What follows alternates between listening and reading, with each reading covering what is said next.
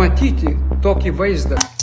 Bandau atkartoti nieko nesuprantančio apie socialinius tinklus, partijos protingų dėdžių ir tėtų sugalvotą Reelso scenarijų socialdemokratų Facebook'ui. Visuomenė negali likti kur čia tokiams dalykams. Arba tuomet viskas galima.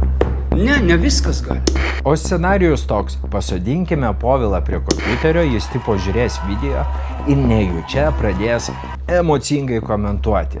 Taip natūraliau atrodys. Kad, tarkime, BBC žurnalistinis veidas taip pasirodytų visuomenė. Tai neįmanoma. Dėdei Povilui norėčiau parodyti vieną nuotrauką BBC žurnalistės, kuri ne proteste pirštą rodė, o televizijos tiesioginėme eteryje. Bet čia nereikšminga smulkmena. Pirmas kelias, pirmas sprendimas yra. LRT turi su ją nutraukti sutartį tuoj pat.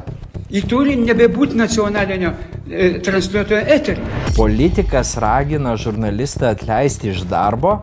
Dėdė, jūs vis dar gyvenate Lietuvos Tarybų Socialistinėje Respublikoje. Jos eterį turėtų tuoj pat, nacionalinis transliuotojas turėtų tuoj pat padaryti pareiškimą ir pasakyti ačiū. Ir kas svarbiausia, kultūros ministrė, net krašto apsaugos ministras ir visi kiti inkščiantis dėl vidurinio piršto nutyli, dėl ko jis buvo parodytas ir kam jis buvo skirtas. Tokia bukai nevykusi manipuliacijos taktika. Nes tai peržengia visas ribas. Tai peržengia elementarią žmogaus orumo gerbimo taisyklę. Pirštas parodytas, cituoju Ritos Miliūtės kalbą, valdančiųjų teisiniam neraštingumui, kompetencijos valdyti valstybę nuliui ir nepagristoms ambicijoms. Tai ko įsižeidėte, dėdė Povilai ir visi ministrai? Nes tai yra peržengianti demokratinės elgesio taisyklės riba.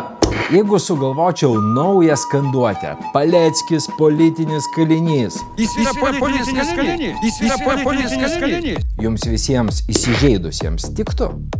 Ar ragintumėte mane paskirti LRT naujų vadovų? Paleckis politinis kalinys.